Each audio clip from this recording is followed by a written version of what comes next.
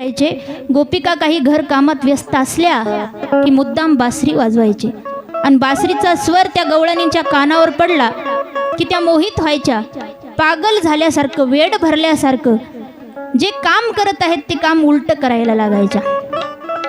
एका गवळणीला गाईचं दूध काढायचं होतं, सर्व तिनं तयारी केली दूध काढायची। तेवढ्यात भगवंतानी बासरी वाजवली, भगवंताची बासरी कानावर पडली, देहभान विसरली आणि गाईचं दूध काढायचं सोडून ती बैलाचं दूध काढायला बसली। तिला गाय आणि बैल यातील फरक कळला नाही, एवढं देहभान विसरून गेली, त्या सुरामध्ये एवढी तल्लीन झाली।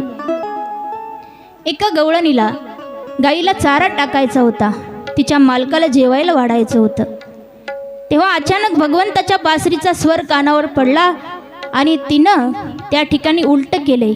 गाईचा चारा उचलला, नवऱ्याच्या पुढं ठेवला, नवऱ्याचं जेवणाचं ताट उचललं, गाईच्या पुढं ठेवलं, म्हणजे उलट करून टाकलं।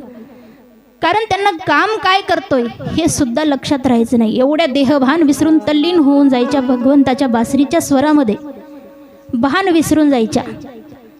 एक गवळण मेकअप करत होती, म्हणजेच शृंगार, मेकअप करत असताना भगवंताची बासरी ऐकली आणि तिनं सर्व मेकअप उलट केलं, डोळ्याचं काजळ ओठाला लावले। रात दिन में शाम पिया बस तेरे ख्यालों में रहती हूँ, सारी दुनिया शाम शाम कहती हूँ।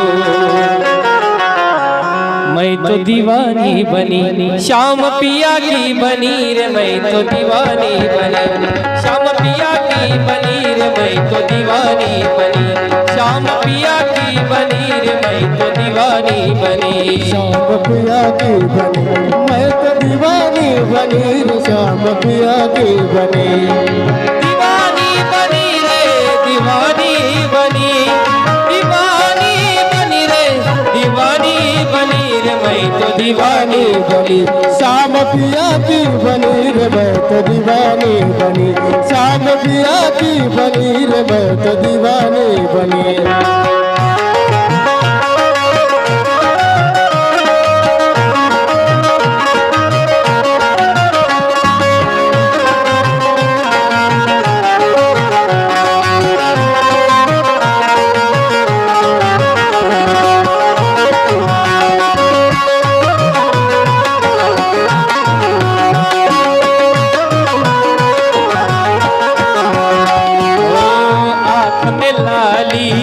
होठ पे काजल,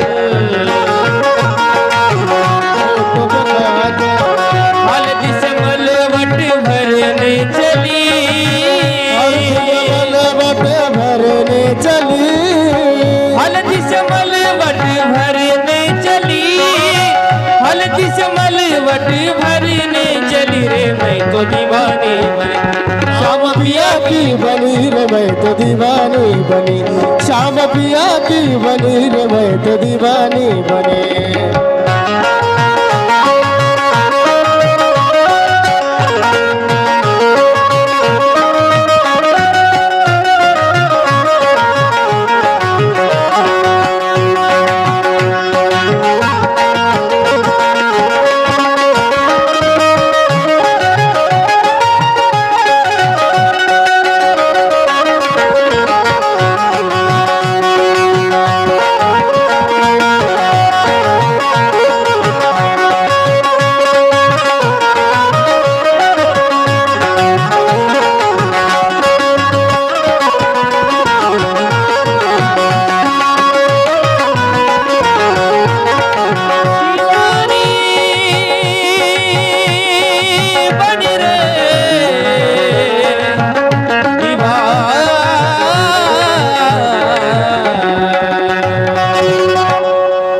गोपाल कृष्ण भगवान की जय।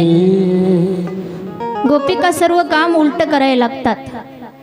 देवाच्या बासरीचा स्वर ऐकला, गवळणीने मेकअप उलट केलं, डोळ्याचं काजळ ओठाला, नोठाची लाली डोळ्याला लावली, असं उलट मेकअप करून ती घरामध्ये फिरायला लागली, काम करायला लागली। एका गवळणीला जो दुधाचा माठ आहे तो शिंक्यावर ठेवायचा होता. लेकरू रडत होतं, त्याला पाळण्यात टाकून झोके द्यायचे होते. पण तेवढ्यामध्ये भगवंताची बासरी वाजली. बासरीचा स्वर कानावर पडला आणि तिनं काम उलटं केलं. लेकरू उचललं, शिंक्यावर ठेवलं, दुधाचा माठ घेतला, पाळण्यामध्ये ठेवला आणि झोके द्यायला लागली. आता तो माठ तसंच राहिला असेल का जाग्यावर? सगळं दूध सांडून गेलं. लेकरू एवढं जोरजोरात रडू लागलं, पण त्या लेकराचे स्वर तिच्या कानात घुसेनात. लेकरू रडतंय हे ऐकू येईना, पण तिला फक्त बासरी ऐकू येत होती. एवढी तल्लीन होऊन गेली बासरीच्या स्वरामध्ये. म्हणून देवाला गोपाळांना, गवळणींना घायल करण्यासाठी शस्त्राची आवश्यकता नव्हती, तर त्यांची बासरी एक प्रकारचं शस्त्र होती. आणि त्यांचे डोळे, त्यांचे नयन, ते सुद्धा एका बाणाप्रमाणे काम करायचे. म्हणून देवाने गोकुळात आहे तोपर्यंत शस्त्र वापरलेलं नाही. आणि परमात्म्याने गोकुळामध्ये प्रसिद्ध अशा 3 लीला केल्या. तसं देवाने खोड्या अनेक केल्या, लीला अनेक केल्या, पण भगवंताच्या प्रसिद्ध आणि मुख्य अशा 3 लीला आहेत. त्यापैकी पहिली लीला म्हणजे चोरी लीला केली, दुसरी लीला केली वस्त्रहरण लीला केली, आणि तिसरी लीला केली महारास लीला. कृष्ण अवतारातील सगळ्यात महत्त्वाच्या आणि सर्वात मुख्य अशा या 3 लीला आहेत. आणि या तिन्ही लीला माणसाला समजत नाहीत. भगवंताची चोरी लीला सगळ्यांना समजते, पण त्यातही लोक देवाला नाव ठेवतात.